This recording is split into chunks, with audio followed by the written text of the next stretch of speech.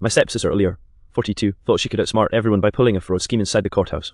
What I didn't expect was how far she'd go with emotional manipulation, fake tears, and twisting the family against me. From the judge's bench to family confrontations in the courthouse hallway, this turned into the most insane day of my life. And in the end, someone walked away in handcuffs. I never thought I'd be standing inside a courthouse, not for myself at least. The polished marble floors, the echo of footsteps, the constant shuffle of lawyers in cheap suits, it felt like a movie. But it wasn't a movie. It was my real life being dragged into the chaos of my stepsister Aaliyah's mess. Aaliyah is 42, my dad's second wife's daughter. We've never been close. Growing up, she had this way of making everything about her crying on command, twisting stories, gaslighting people until they questioned their own memory. Honestly, I've seen her life so smoothly it felt rehearsed. The case wasn't supposed to involve me. It started with her business, some consulting firm that turned out to be nothing but shell accounts and fake invoices. But when it all started to collapse, she pulled the most insane stunt I've ever seen. She tried to drag me into it. I remember standing outside the courtroom doors with my dad, who looked pale and nervous. He's 67 now, not in the best health, and the stress was getting to him. Beside us was my younger brother Jamal, who kept muttering, "Man, this is buzz asterisk. She's going to try something. I can feel it." I tried to stay calm, but my hands were shaking as I held the subpoena that forced me to testify. When we walked in, I saw Aaliyah sitting at the defendant's table in a sharp navy suit, looking like she was auditioning for a legal drama. She spotted us and immediately shifted. Her eyes went glossy, her face soft, like she was about to cry. Classic Aaliyah. During her opening statements, our lawyer actually said my name. My stomach dropped. They claimed I had been involved in drafting fraudulent documents because my email showed up on some paperwork. I wanted to scream right there, but my attorney squeezed my arm and whispered, "Don't react, we'll dismantle this." The worst part, Aaliyah turned to look at me, her eyes wide and sad, mouthing, "I'm sorry." Like she was the victim here. Dad leaned over to me and whispered, "Don't let her get to you, she's manipulating like always." But I could see the doubt in his face. That's what Aaliyah does. She makes people question what they know. When it was my turn to testify, I walked up, palm sweaty, heart racing. The clerk swore me in, and suddenly it was me under the spotlight. Aaliyah's lawyer started firing questions, trying to trip me up. "Did you ever assist Aaliyah with her consulting work?" I helped her format a resume once, I said flatly. "Did you ever send emails under her direction?" "I don't recall doing anything like that." Every word I said, Aaliyah watched me with this pitiful expression, shaking her head like I was betraying her. It was infuriating.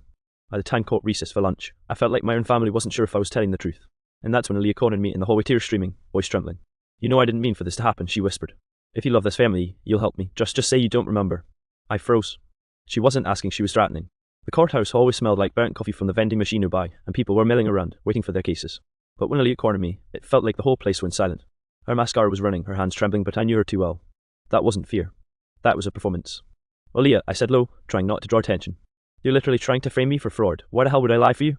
She leaned in closer, her voice sharp even though her face still looked broken and innocent. "Because if I go down, I'm not going alone. Do you think I don't have emails, texts, things I could twist? Dad doesn't need this stress. And Jamal, well, you know how easily he flipped." I felt my blood boil. It wasn't just manipulation, it was blackmail. Just then, Jamal walked up with a bag of chips, totally oblivious. "Yo, what's going on?" he asked, looking between us. Lee instantly switched gears, wiping her eyes and making her voice soft. "I was just telling your sister that I never meant for her to get dragged into this, but I guess she hates me so much she doesn't care if I go to prison." Jamal froze, his eyes flicking to me. "Wait, what?" "Don't," I snapped, glaring at him. "She's doing it again. She's trying to make you feel sorry for her." But Jamal wasn't sure. That's the thing about Aaliyah, she could make anyone question reality. Our dad shuffled over then, looking exhausted. He put a hand on Aaliyah's shoulder like she was a wounded bird. "Sweetheart," he said softly, "we'll get through this. Just don't drag your sister into it. She doesn't deserve that." Aaliyah looked up at him with wet eyes and whispered, "I never would, but she's turning against me." I wanted to scream. Instead, I clenched my fists and said, "She's lying. Dad, she literally just threatened me, right now." Dad hesitated, and in that hesitation, I felt like my whole chest gave in. That's the thing about favoritism, it doesn't matter how many times you prove yourself. Aaliyah always had a way of making Dad feel like she was the fragile one, the one who needed protecting. And I was the strong one, the one who could handle being doubted. I stormed away to the restroom just to breathe. I splashed cold water on my face, staring at my reflection. My lawyer warned me not to lose my temper, but how the hell do you stay calm when your stepsister is about to destroy your name just to save herself? When I walked back out, I heard raised voices down the hall. Jamal and Aaliyah were arguing. "You can't keep doing this," Jamal said, his voice louder than usual. "You've been lying since we were kids. Don't act like you're the victim." People were staring. A bailiff stepped over, telling them to keep it down. And that's when Aaliyah snapped. She pointed straight at me across the hall and shouted, "If I go down, it's because of her. She's the one who told me how to set up those accounts." The entire hallway went dead silent. Everyone was watching, and I knew right then the afternoon session was going to be brutal. The courtroom felt even colder when we returned from lunch. Sunlight streamed through the tall windows, but it did nothing to warm the tension in the air. Every chair creaked, every pen scratch sounded like a gunshot. I could feel Leah's eyes on me, burning, calculating. Her lawyer, a smug woman named Miss Harrow, wasted no time. She stood and pointed at me like she was in a courtroom drama rather than a real case. "MS Ramirez," she said, using my last name formally. "We have documentation showing your direct involvement in drafting fraudulent invoices for Aaliyah's firm. Can you explain why your email account appears on several of these documents?" I swallowed hard. My heart was racing, but I had to keep my voice steady. I've never drafted any fraudulent invoices. I only ever helped Aaliyah with formatting documents for her personal use, never business related. She smirked and pulled out a stack of papers. "These were all found on your personal device, along with instructions allegedly sent by you." I froze. That's impossible. Those emails are either forged or... Objection. My attorney, Mr. Delgado, shot up immediately. The evidence has not been verified. We request a full forensic analysis before any claims are made. The judge, a woman in her early 50s with no patience for theatrics, tapped her gavel. Order, let's proceed with verified facts, not speculation. Aaliyah, however, was playing the victim like a seasoned pro. She leaned forward, eyes shimmering. I didn't know she'd do this to me. I trusted her. I thought we were family. Dad shifted uncomfortably in his seat. His sigh made him look older than 67. Jamal, though, was glaring daggers at her. You've been manipulating us for years, Jamal said under his breath, loud enough for the lawyer to hear. Stop acting like the innocent one. We're not buying it. That seemed to push her over the edge. She started whispering frantically to MS, Harrow, pointing at me, pointing at the papers. I realized she was trying to coach Aaliyah to frame me even more, trying to twist the narrative so it seemed like I was betraying the family. Then it happened. The moment I'll never forget. My attorney whispered, check the metadata on these files. He had someone retrieve the forensic report we had requested. The judge allowed it as evidence. Every eye in the courtroom went wide when it came up on the screen. The emails were all sent from Aaliyah's account, not mine. The timestamps matched time she claimed she was asleep or out of town. The evidence was irrefutable. Aaliyah's face went pale. Her fake tears dried instantly. The room held its breath. Even Dad looked stunned. Your Honor, Mr. Delgado said calmly, the evidence proves that MS. Ramirez had no involvement in any fraudulent activity. It is clear that MS. Aaliyah attempted to manipulate both the court and her family into covering for her own misconduct. Leah opened her mouth, but no words came. I felt a mix of relief and exhaustion wash over me. This wasn't over. Not entirely, there were still legal consequences for her, but I knew, in that moment, justice had been served in the most public way possible. The gavel slammed. Case adjourned for further proceedings against Aaliyah. I sank into my chair, my body trembling. Jamal sat on my shoulder. You did it. You didn't let her gaslight you. Proud of you, sis. Dad avoided looking at me directly. I think he was ashamed that he almost believed her. But it didn't matter. Aaliyah had lost her first major battle, and I'd survived its gate. The courthouse steps were crowded with reporters and people hurrying to their own hearings, but for me, it felt like the world had narrowed down to just our family. Dad, Jamal, and I stepped outside, the late afternoon sun cutting through the chill in the air. Aaliyah was still inside, escorted by a court officer. Her face was a mixture of fury, shame, and, I think, panic. Dad leaned against the railing, rubbing his temples. I can't believe I almost believed her, he muttered. His voice was low, almost a whisper, but I caught the guilt he tried to hide. She's been manipulating us for years, I said quietly. This isn't new. The difference is we finally saw the proof. Jamal snorted, shaking his head. And it's about time. I mean, I've known she was a snake since middle school. We were silent for a moment, watching the courthouse door swing open. Aaliyah emerged, hair messy, mascara streaked, and she immediately fixed her eyes on me. She didn't speak, didn't plead, but I could feel the weight of her glare like a physical thing. Then she did something that shocked me. She approached us, slow and deliberate, and put on the same sad, quivering voice she used inside. I never wanted it to be like this, she said, voice trembling. I just wanted to protect everyone, don't you see? I was trying to save the family from financial ruin. I froze. Her audacity was nauseating. Aaliyah, I said, keeping my voice steady despite the anger boiling inside. You tried to frame me. You dragged me into fraud. Don't you dare play the victim right now. She blinked rapidly, taking a step closer. I was scared. I didn't know what else to do. I thought if you helped me, if you just said nothing, we could get through this together. Jamal stepped in front of me, his arms crossed. You thought lying and manipulating your family was the way to solve it, seriously? Aaliyah's eyes darted to Dad, her last lifeline. Please, Dad, don't let this ruin everything. You know she doesn't understand. She's always so stubborn. Dad looked down, conflicted, but finally shook his head. Aaliyah, we can't just ignore what you did. You almost destroyed someone you claim to care about. That's not protecting anyone. That's hurting everyone. Her face crumpled, and for a second, I almost felt sorry. Almost. But then I remembered the months of planning, the emails, the fake sobbing, the way she tried to manipulate Jamal and Dad. This wasn't remorse, it was emotional warfare. You'll have to face the consequences, I said firmly, stepping closer, making sure she heard me. I'm done being part of your schemes, done. She flinched at my words, like I'd struck her, but didn't argue. Instead, she turned and walked away, escorted by the officer again. The silence that followed was heavy. I could see Dad exhaling slowly, trying to process everything. Jamal grinned, shaking his head. Well, at least we survived her theatrics. I allowed myself a small laugh, even though my chest still felt tight. For the first time that day, I felt a sliver of victory. Justice had a name, and it wasn't mine. The day after the courthouse showdown, the drama didn't end, it just shifted. Instead of physical confrontations, Lee turned to her favourite weapon, manipulation through messages. My phone buzzed relentlessly, each notification making my stomach churn. Please, I'm begging you, one text read.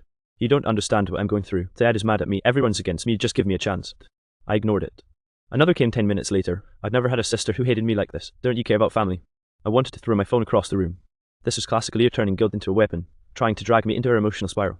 I showed the messages to Jamal. Wow, he muttered. She's relentless and kinda scary. I mean, the way she flits everything onto you, it's insane. Dad, on the other hand, has his own emotional struggle. He's seen torn between believing his daughter and protecting me. I don't know what to do, he admitted. I feel like I failed both of you. Dad, I said gently, you didn't fail. You almost got tricked by Pro, that's all. The important thing is we saw the truth, and we're standing together now. Jamal nodded. Exactly, she can't manipulate us anymore, not if we stay honest with each other. Later that evening, Aaliyah escalated for her. She called repeatedly, leaving voicemail after voicemail. In one, she was sobbing so convincingly it almost made me pause. In another, she sounded angry, accusing me of betrayal and cruelty. I finally picked up once, just to confront her directly. Aaliyah, stop. You're not going to manipulate me over the phone. I've seen everything, and I'm done being your puppet. Her voice cracked.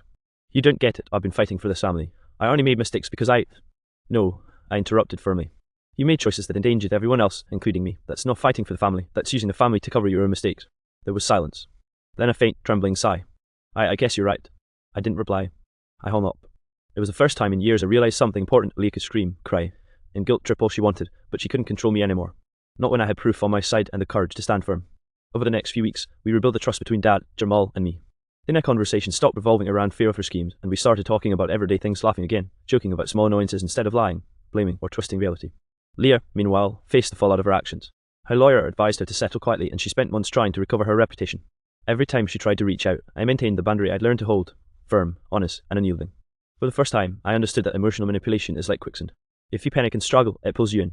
But if you step back, stay grounded, and keep your footing, you can walk away stronger than before. And in that strength, I finally felt free. Months passed, and Aaliyah's presence in our lives became less immediate, but her shadow lingered. I started receiving occasional emails, carefully worded, each one dripping with guilt and supposed self-reflection. Look, I know I messed up. I've realized a lot about myself, and I want to make things right. One email read. I want us to be a family again. Can we talk? Jamal scoffed when he saw it. Ray, she's suddenly all self-aware, after trying to ruin your life. Dad, though, hesitated. He seemed torn between wanting to forgive and fearing further manipulation. Maybe she's genuinely trying to change, he said softly. We should at least hear her out. I shook my head firmly. Dad, I'm not closing the door completely, but I refuse to let her emotional gain start again. If she wants redemption, it has to be on her terms, not ours. Finally, Aaliyah requested a mediated family meeting. We agreed, cautiously, under the supervision of a counsellor. The room was neutral, a small conference room in a local community centre, the walls beige and unassuming. She entered slowly, avoiding eye contact, her hands clasped tightly. Dad, I know I hurt everyone, she began. I let fear and greed take control. I manipulated, lied, and I tried to drag my own stepsister into my mess, and I am sorry. Her apology was shaky but sincere, stripped of the dramatic flair she usually added. For a moment, I felt a pang of sympathy, but I reminded myself of the months of deceit and manipulation. Apology accepted, I said, cautiously. But actions speak louder than words, Aaliyah. You need to rebuild trust, and that doesn't happen overnight. Jamal crossed his arms. No more guilt trips, no fake crying. If you want back in the family, you prove it through honesty, not theatrics.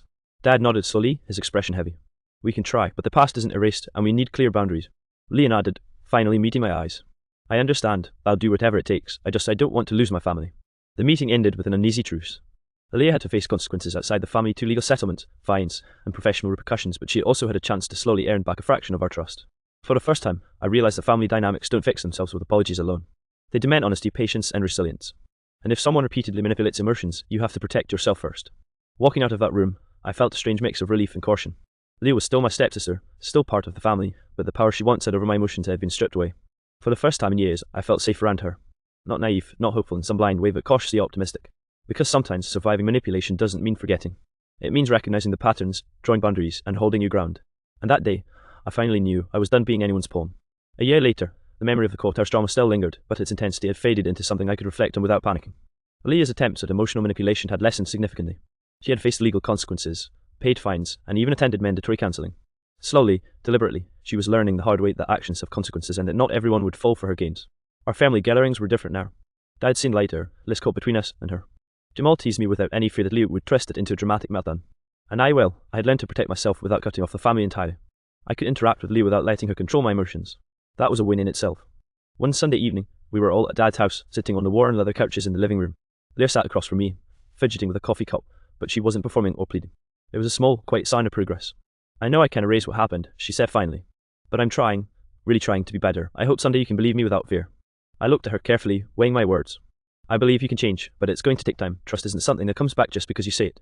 You'll need to show it, consistently. Jamal laughed lightly. Welcome to our lives, Leah. If you're going to play in the big leagues of our family, you've got to respect the rules. Even Dad chuckled, though his expression was still thoughtful. This is a start, he said. We've all learned a lot from this ordeal. For me, the biggest lesson was personal. I realized how easy it is to be manipulated when you care about someone deeply. But I also learned that recognizing manipulation, setting boundaries, and trusting your instincts can prevent you from being hurt repeatedly. Emotional resilience is something no court or lawyer can teach. It's built through experience. Later, as I walked home, I reflected on everything: the fear, the lies, the courthouse tension, the manipulations, and the eventual triumph. Aaliyah's fraud attempt had been a storm, one that threatened to uproot everything I believed about family and trust. But it also revealed the strength I hadn't fully realized I possessed. And most importantly, it reminded me that family is complicated. Some relationships demand forgiveness, some demand distance, and some demand vigilance. But no one should ever allow emotional manipulation to strip them of their power. As for Leah, I could see she was learning, slowly, and perhaps one day, we'd find a balance where she could be part of the family without fear or deceit overshadowing every interaction. Until then, I had my boundaries, my truths, and my voice, and that was enough. The past was messy, the present cautious, and the future uncertain, but for the first time in years, I felt like I could face it without fear.